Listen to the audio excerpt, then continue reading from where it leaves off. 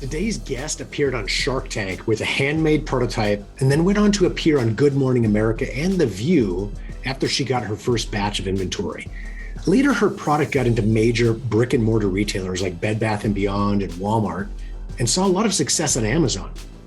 How did a speech pathologist with no experience marketing products build a profitable, high-growth business so quickly? Well, she shares her story and some great advice in this 20-minute interview.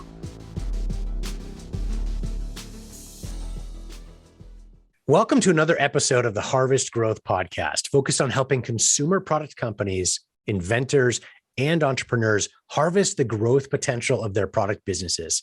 Today, we're speaking with Cheryl Rigdon. She's the founder, owner, and inventor of The Spatty, thespatty.com. Think spatula when you think that word, THESPATTY. The URL is in the show notes, as always. So if you're driving, please go check out the show notes afterwards as well. But this is a really cool product, and Cheryl's had a lot of success with it. We're going to hear a lot from her story that hopefully will help you be successful with your businesses as well. Cheryl, welcome to the show. Thanks so much for joining us. Thank you for having me. I'm excited to be here. So I will let you describe the Spatty. I think you'll do a better job than I can. Tell us, for the audience's sake, what is the Spatty? So it's a miniature spatula. It's a money-saving tool that goes into virtually any product on the market to retrieve every last drop of product. So when you can't get your product out and you turn it over and it won't come out, the Spatty goes into those bottles and gets the remainder product for you. So it saves you money and saves you product. What are the most common uses for the Spatty that you see, either yourself or consumers that you talk to? What types of products? Beauty's a big one. That's the most expensive. Your foundation bottles, your lotion bottles, any beauty products. I mean, beauty products are, they are very expensive. Your lip glosses. Also, we see a lot of use in the kitchen for people with their condiments, their ketchups, their mustards, peanut butter. Even some of the larger jars with larger openings, you can still use it for like peanut butter, Nutella. So I think the kitchen and cosmetics are the two areas that we see the Spatty get the most use out of. And you'll tell me if I'm wrong, but I suspect some of the reasoning or rationale might be a little bit different. So you mentioned beauty products can be so expensive. Some of these tiny jars, single ounce or a couple ounce jars or whatever, that getting every last bit out can be really a money saver for one thing. In the kitchen, some items are more expensive than others, but sometimes it can be that frustration where you've got that last little bit in there and I don't have any more, right? So I want to use the Nutella or peanut butter or whatever. So this is my last chance to get something out. So it might be a utilitarian benefit as well, right? Yes. Yeah. That's how we kind of see it in the kitchen. It's like, this is my last little bit of ketchup and I don't have another bottle of ketchup to use, so you had the Spatty there to get it out with. You're making a sandwich and you can't get the mayonnaise out. And so yeah, that's how we see it mostly in the kitchen. It's not so much as, a big money saver, but more of, you need to get it out and you don't have any more Nutella, you don't have any more peanut butter. So you need to get it, have a Spatty there to get the last of it out with. Where with the cosmetics, it's definitely a big money saver because there's up to 25% of product left in the containers that you can't get out. So it saves you, a lot of money throughout the year. Yeah, absolutely. And I would tell you, many of the coolest or best products, best inventions either I've seen or interviewed on our podcast, a lot of them seem like, well, yeah, that seems like a really obvious idea, right? Because it's a big problem everybody faces. Like, people may be thinking as they listen to this podcast, I had that same idea 10 years ago. I should have done something with it or whatever. Because that's a sign of a great product, right? When it's so obvious that the first time you hear about it, like, well, yeah, of course. Like, I can't believe this doesn't exist already out there in a big way. Can you tell us a little bit about your story? How did you originally come up with the idea? So yeah, I do actually hear that all the time about people saying, "Oh, I thought of that," or "Why didn't I think of that?" And so yes, it is something I get a lot. But I actually, came up with the idea of Spatty out of frustration. I was getting ready to go on a date with my husband. I was putting my makeup on, and I couldn't get any more foundation out of my bottle. And I turned it over, and I was banging it on my hand, and nothing was coming out. And so I was like, "What can I use to get into my bottle to get the product out?" So one thing I could think of that was small enough was a Q-tip. So I go and grab a Q-tip and I use it and I'm putting it on my face and I get cotton all on my face. I'm picking the cotton off and I was like, this isn't working. So I take the cotton off and I just use the handle of the Q-tip. It takes forever, but I finally get enough out. And I'm like, there's got to be something that I can buy that will go into my foundation to get this product out. Well, I couldn't find anything. So I was like, I'm going to make, something myself, because I was, I didn't want to waste my product. I didn't want to waste my money. And so that's kind of where I came out with it, just having that frustration of not being able to get to my product. And, so many great ideas. That's exactly how you start, as a personal frustration. And then kudos to you for doing something about it and, designing something that's really beneficial for so many people. One of the great things I've seen about your business is you've had the chance to have some great PR, and I can't call it lucky. I can't call it falling in your lap, because I'm sure it took a lot of work to get there. And I'd love to talk about how you achieved that. But, you've been on the Shark Tank, Good Morning America, The View, and many other local and national shows as well, and had some great success from a PR standpoint. Can I ask you, how did you get your product onto these shows? So, yeah, I mean, I feel like I'm lucky getting on these shows, definitely. So when I went on Shark Tank, it was just a handmade product. It wasn't manufactured. I really had just invented it maybe 6 months prior to going on Shark Tank. And I definitely appreciate my producers that I worked with to get on Shark Tank. They vouched for me week in and week out on, having me, be on the show. So I think they were great blessings, and I'm thankful for them. But being on Shark Tank, actually, got the word out there about the product, and because it was just handmade. So that's where, Spatty got its start, which isn't, most businesses can't say that. I don't know how many can say they got their start from a national show like Shark Tank, but that's my story. And then, getting on The View and on Good Morning America, being on Shark Tank, helped a lot with that. Because when I wrote to them, the people who do those shows, I could, say, hey, I was on Shark Tank, I want to, let more people know about this product. And, they liked it. And that's something they have me on there, every year, usually on The View and on Good Morning America, offering the product on their show. And so, yeah, I mean, it's just, I've had a lot of success with that. And it's been great helping, especially the national shows, getting the word out there so more people can know about Spatty and know that they can save money, don't have to waste their product. I think I love how you described how, starting with Shark Tank with, not everybody can do that as a national, very successful show like that at your first time out the gates. But the nice thing is you use that as a springboard to get onto other channels or platforms. And that actually is a pretty common approach. Again, not starting with Shark Tank, but starting maybe with local news or local shows, and then using that to springboard into national. And one of the reasons why I've seen that with a lot of our clients and inventors I've talked with over the years is when you talk to a news program, for example, or Shark Tank or any other, they're thinking about a story, right? They don't really care about your product, right? They're not in the business of driving your success. They're in the interest of driving viewers. And so they want a cool product, something that's unique and different, but they also want a cool person, right? They want to get to know the person, the story, see that you or some maybe, not everyone likes being in front of a camera, and that's okay. I'll find somebody from your company that does, right? So, but they want to see that there is a person and a product, or a person and a business behind it. Once you see that first success, as you said so eloquently, that can really springboard your success into other PR channels as well. So that's a great way of saying that. Yes, yeah. Being on Shark Tank brought a lot of PR my way, so it's been nice. Yeah, for sure. Which would you say of the various big shows or programs you've been on has been the bigged driver of sales for you? I would So in the beginning, Shark Tank, definitely. I got enough. I had to take pre-orders from that show. I didn't have a product yet. I was in the middle of getting the mold made when my episode aired. So I was like, I have no product, but I was excited about it. Being on TV. So that I got enough pre-orders to pay for the mold and pay for my first production run of product. So that was a huge, huge blessing. And then Good Morning America, has also been, a good driver of orders, and The View, since those are, your national shows. And, we have tons of viewers that are, watch it and are able to see it and learn about the Spatty. So those three, I'd say, have been my biggest ones.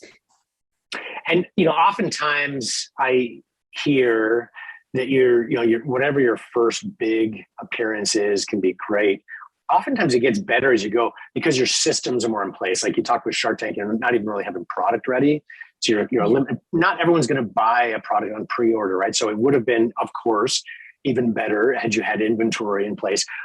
But everyone has their own story of starting, right? So you had to start there. And that really catapulted you. So I'm not saying, obviously you did it the right way for your business, but your business and your systems get better as you take advantage of those opportunities over time. So it's only going to get better as you progress. So next time you're on the air, now you've got inventory. And then after that, you've got maybe digital marketing figured out to retarget to people that don't buy the first time. So it can get better and better as you learn with each appearance as you go.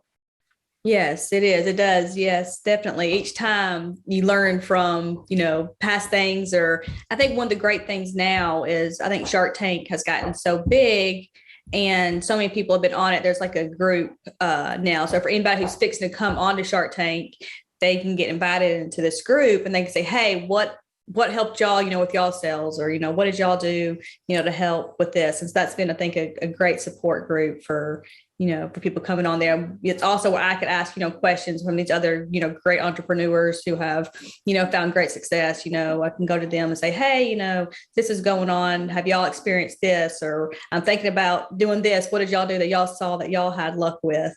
So it's been a great group of people to kind of bounce things off of.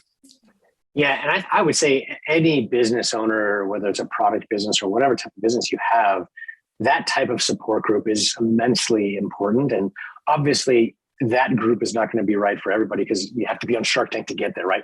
But don't feel restricted by that. So for our audience or listeners, there are many masterminds or groups that you can join or be a part of. Just find one with the people, in a similar circumstance, some that are ahead of you, some that are behind you in terms of their timelines, success, revenues, or however you want to define it.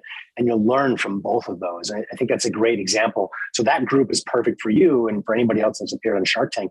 But others, I would challenge you. So, I'm a part of one as well for agency owners that we're all very different agencies, but we face the same problems. And there's a lot of these for product marketers, inventors, et cetera, too. So that's good advice for any of our listeners. There's one called Entrepreneur Exchange that's on there. And there's a lot of people who have been on Shark Tank that are also in that group. So that's a pretty big group for, entrepreneurs or people who are looking to start their business that, they can go on there, ask questions. And there are a lot of Shark Tank companies that are on there as well. Very cool. That's good advice. So let's jump over to a little slightly different topic, retail. So you've got great PR success. You've had that drove a lot of website sales, et cetera, for your business. And eventually got into a lot of retailers as well. Can you list out maybe some of your bigger retailers that you're currently in? So our first one we got into was Bed Bath & Beyond. Walmart's, a big one that we're in. We're fixing to get our newest product is the lip spatty for your lip glosses and lipsticks. And it's fixing to go into Walmart. They're going to put it in a little over 3,000 stores come October. So just in time for Christmas. Nice. And yes. So those are probably some of the two bigger ones. I mean, Amazon, which is, online retailer. We're in talks with Dollar General. So I'm hoping that, goes over well, and because they have over 7,000 stores, and, they're in all we have just one right down the road from us, they're everywhere. So it's a great little store you can just run to, get something if you need. So hoping everything works out with that. And, maybe we'll be in Dollar General, before the end of the year. It's the biggest one that I'm working on right now. But yeah, Walmart and Bed Bath & Beyond are probably our, two larger brick and mortar stores that we're in. And, similar, we talked with PR, how one big appearance can lead to many others. Retail is very much the same. They watch each other and they want to hear about success at one before they take on the risk of, picking a new product into their listing. So starting out really getting in one helps you get into many other retailers down the road as well. So tell us about the process. How did you land your first big retailer? Well, I think Walmart, they do something every year called Made in America. And that's how we originally got into Walmart. I applied. There's actually one coming up. I think you can still apply to go to it. I think the application's still open. But that was how we got into Walmart originally, was going to their Made in America event where they open it up, to all these different companies. So that was great, getting into that. And then with Bed Bath & Beyond, I had no retail experience. I was a speech language pathologist and had no idea about how to get into retail, had no idea what I was doing about starting a business. And so somebody contacted me from being on Shark Tank that's what her job was to get products into retail. And so that was a huge help in the beginning. I didn't know, what a GS1 barcode was. I didn't know, what these programs called EDI were, all these things that you have to get into big box retail. So he helped me get all that set up, and, he had the contacts, for a lot of the buyers that we could reach out to and send them samples and that stuff. So that was a huge help in the beginning. So he kind of helped me set all that up, and he, helped initiate, some of those first calls. And Bed Bath & Beyond was actually a funny story, because we had sent to Bed Bath & Beyond. They originally told me no, that they didn't want it. But then I went and met with some store owners locally, told them about my product and about Shark Tank and how it's local, and was like, would y'all be able to sell it, locally in your store? And they said, well, we have to get approval through corporate. And so they actually reached out to corporate. And so Bed Bath & Beyond actually called me back and said, hey, we heard from, a couple local store owners that want your product in the stores. And they wanted it picking it up nationally after I was told no. So don't ever take no as an answer. You got to keep going back to them. Good advice. And I would say necessary advice, because especially as a product marketer, you're going to hear no, right? The best products in the world do not get yeses in the very beginning, at least certainly not from everybody. So yeah, just handle those no's, work and keep working at it, and you'll find a way into the doors, whether it's retail or PR or other initiatives as well. That's great. Yes, I was actually originally told no for Good Morning America, being on their deals and steals segment as well too, because I didn't originally get a deal from Shark Tank, and they're like, well, since you didn't get a deal from Shark Tank, they originally did say no too. And I've been on there, year in, year out for the past several years. So yeah, definitely keep going at it. If you get told no, don't take it. Well said. So Cheryl, do you have any resources that you recommend to our audience? Any books, podcasts, or seminars, whatever it might be, that have been really helpful? You talked about Masterminds, or your agents, or your group, I should say, on Facebook with other Shark Tanks, but are there any other resources that you recommend to our audience? Well, the Entrepreneur Exchange is one that I would definitely, recommend, because there are a lot of people on there in different stages, with their businesses. And like I said, there are some people who've been on Shark Tank. A lot of people have been on Shark Tank. They're on there. It's actually founded by somebody who was on Shark Tank. So it's, I think that's a great resource. That's where I kind of send people to that, reach out to me. I try to, help the best I can, but also, send them there, because it's such a big community of people that are all in different places in their journey. So I think that's a great place to go.